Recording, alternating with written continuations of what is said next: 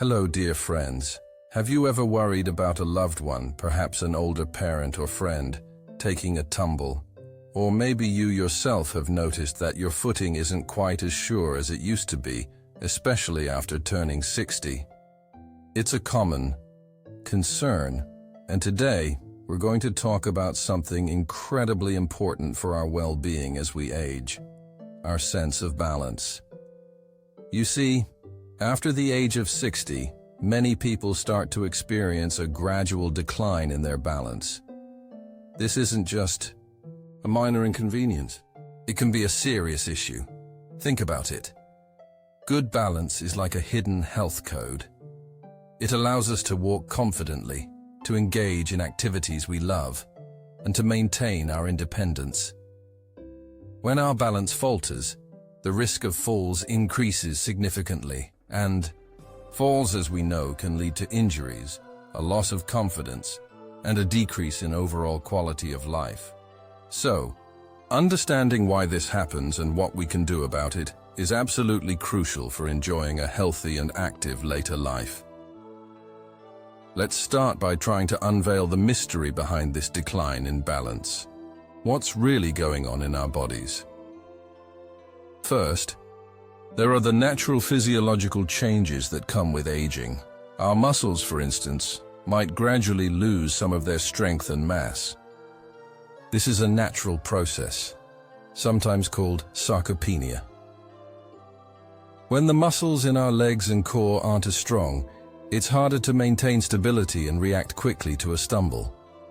Our bones can also become a bit weaker or less dense over time, which, while not directly causing balance loss, makes the consequences of a fall more severe. Then there's our nervous system. This intricate network, which includes our brain, spinal cord, and nerves, is responsible for processing information from our senses and coordinating our movements. As we age, the reaction time of our nervous system can slow down a bit. This means the communication between our brain, our inner ear, which is vital for balance, our eyes, and our muscles might not be as lightning fast as it once was. Imagine trying to walk on an uneven surface. Your body is constantly making tiny adjustments. If these adjustments are delayed, even by a fraction of a second, it can lead to unsteadiness. Beyond these natural aging processes, certain diseases can also play a significant role in undermining our balance. Conditions like Parkinson's disease, for example, directly affect the parts of the brain that control movement and coordination, often leading to tremors, stiffness, and balance problems. If someone has had a stroke, it can damage parts of the brain responsible for balance and motor control, often affecting one side of the body more than the other.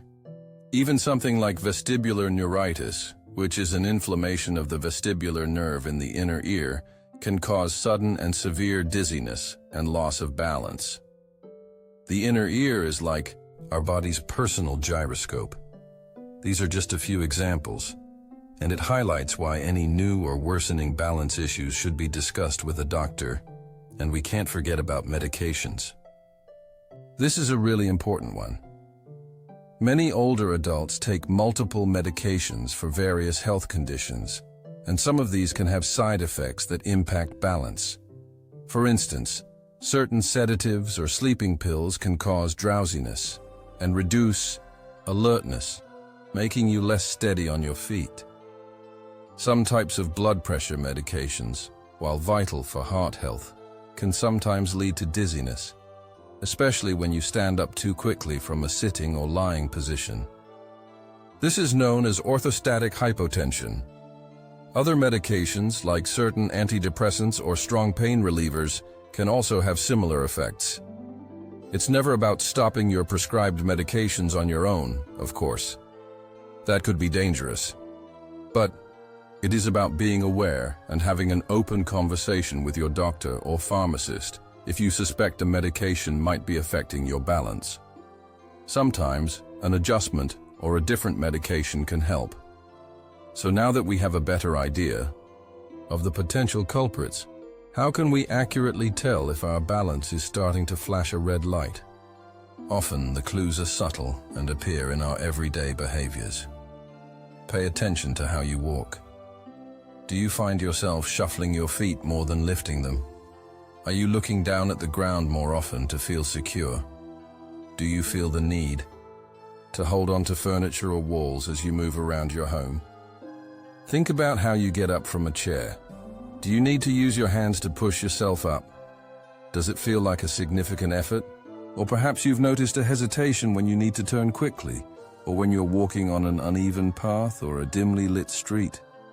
Maybe reaching for something on a high shelf or bending down to pick something up feels a bit precarious. These little juicy magi, these tiny clues, can be early indicators that your balance isn't what it used to be. Beyond these daily observations, there are also more objective ways to assess balance, often used by healthcare professionals. You don't necessarily need to do these yourself, but it's good to know they exist.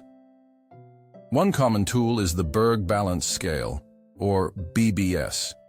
This involves performing a series of everyday tasks, like standing unsupported, transferring from a chair, or reaching forward, while a therapist observes and scores your ability. Another widely used test is the Timed Up and Go test, often called the tug test. It's quite straightforward. You're timed as you stand up from a standard chair, walk a short distance, usually about 10 feet or 3 meters, turn around, walk back to the chair, and sit down again.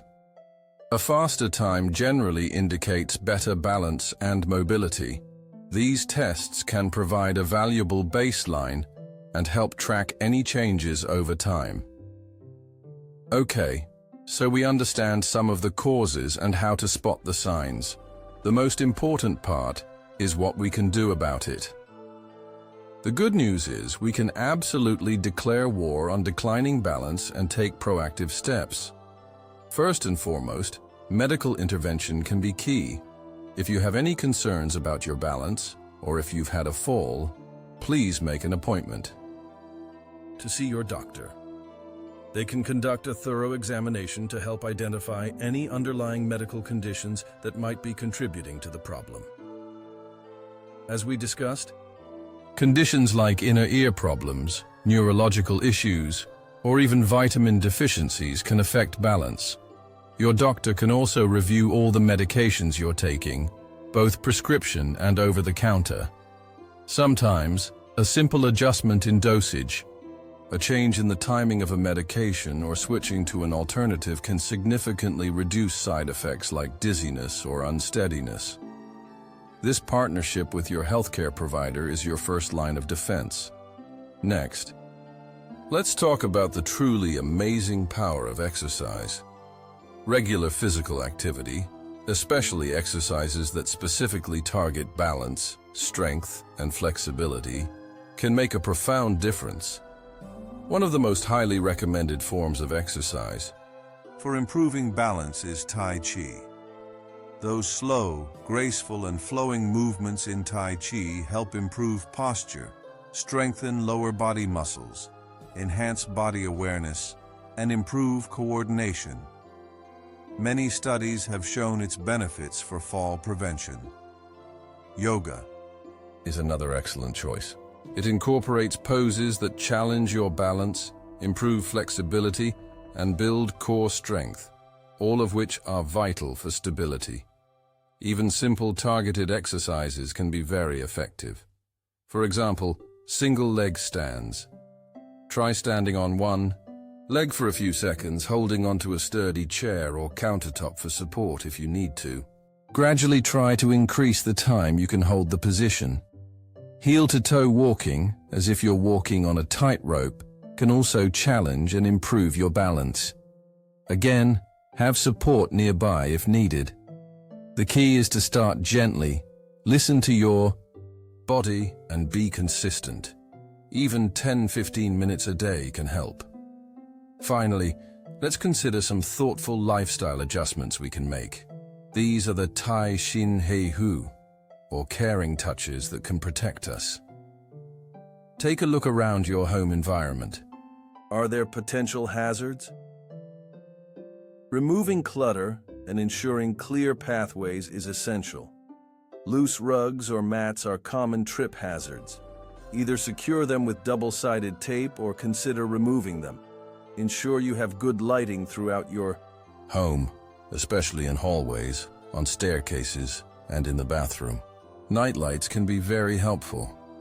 Installing grab bars in the shower or next to the toilet can provide crucial support. Think about your diet too. While it might not seem directly related, good nutrition supports overall health, including muscle and bone strength. Ensure you're getting enough calcium and vitamin D, which are important for bone health. Strong bones won't prevent a fall, but they can reduce the risk of serious injury if a fall does occur. And don't forget your footwear. This is often overlooked. Wear shoes that fit well, provide good support, and have non-slip soles. Avoid walking around in loose slippers, socks without grip on smooth floors, or high heels if you're feeling unsteady. Proper footwear can make a surprisingly big difference to your stability. So, as we bring our conversation to a close today, let's quickly recap. We've learned that declining balance after 60 can stem from a combination of natural aging processes, underlying health conditions, and sometimes medication side effects. We've discussed how to be more aware of the subtle signs in our daily activities that might indicate a change in our balance. And we've touched upon how professionals assess it. And most importantly, we've explored practical and empowering strategies to improve and protect our balance, from seeking medical advice and adjusting medications to engaging in beneficial exercises like Tai Chi and yoga and making simple yet effective modifications to our homes and habits.